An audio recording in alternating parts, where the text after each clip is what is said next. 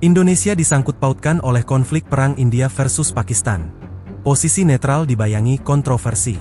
Ketegangan militer yang kembali memuncak antara India dan Pakistan, dua negara bertetangga yang memiliki sejarah panjang konflik berdarah, telah memasuki fase yang mengkhawatirkan dunia internasional.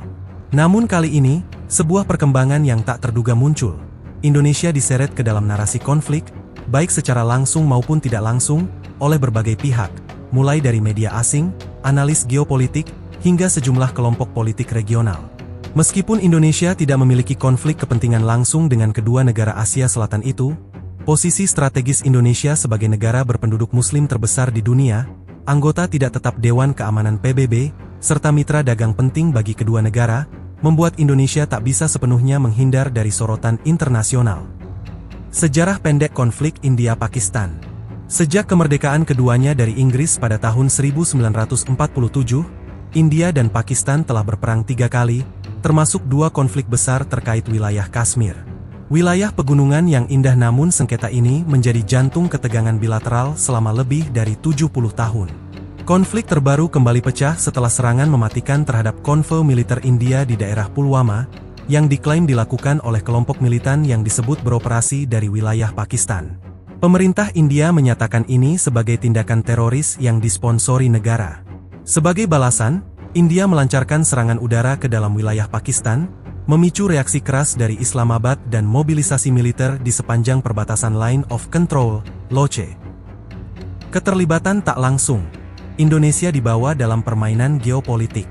Nama Indonesia mulai muncul di dalam laporan-laporan intelijen dan liputan media internasional sebagai negara yang disebut-sebut berperan di balik layar, atau berpotensi dijadikan penghubung diplomatik.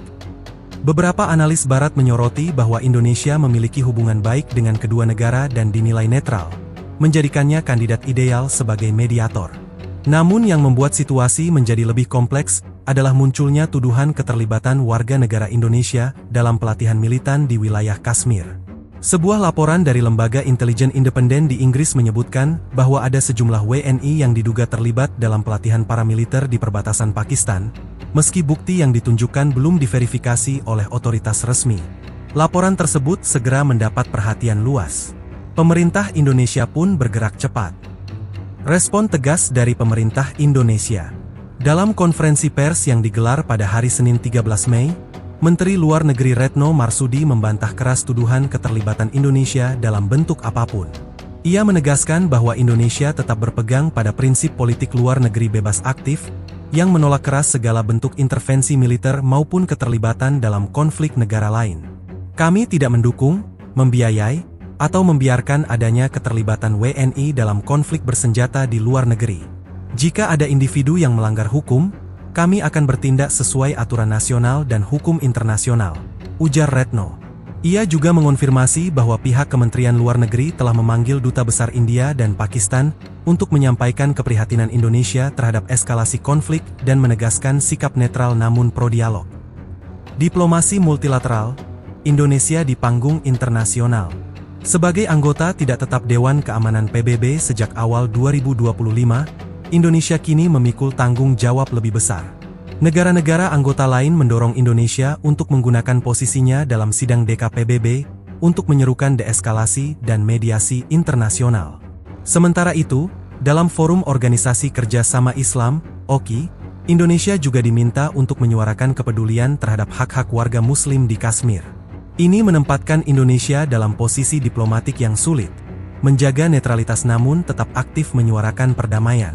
Presiden Joko Widodo, Jokowi, dalam pidato kenegaraan menyatakan bahwa Indonesia siap menjadi tuan rumah bagi dialog perdamaian antara India dan Pakistan jika dibutuhkan. Kami tidak ingin Asia kembali menjadi ajang konflik bersenjata. Indonesia, dengan sejarah panjang dalam resolusi konflik, siap menjadi bagian dari solusi, bukan bagian dari masalah, tegas Presiden. Dampak ekonomi dan sosial, Indonesia dalam tekanan. Ketegangan India-Pakistan tidak hanya berdampak pada aspek geopolitik, tetapi juga menimbulkan efek domino terhadap perekonomian kawasan, termasuk Indonesia. Nilai tukar rupiah sempat melemah akibat ketidakpastian kawasan. Sektor ekspor tekstil, rempah, dan logistik ke kedua negara terdampak cukup signifikan karena jalur pelayaran dan udara terganggu. Di dalam negeri, Isu ini juga menjadi bahan bakar politik. Sejumlah anggota DPR meminta pemerintah untuk segera memverifikasi dugaan keterlibatan WNI dalam aktivitas paramiliter dan memperketat pengawasan terhadap warga negara yang bepergian ke daerah konflik.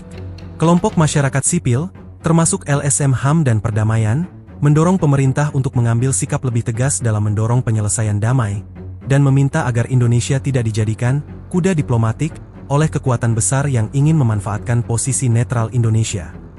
Pengamat, Indonesia harus bergerak dengan bijak.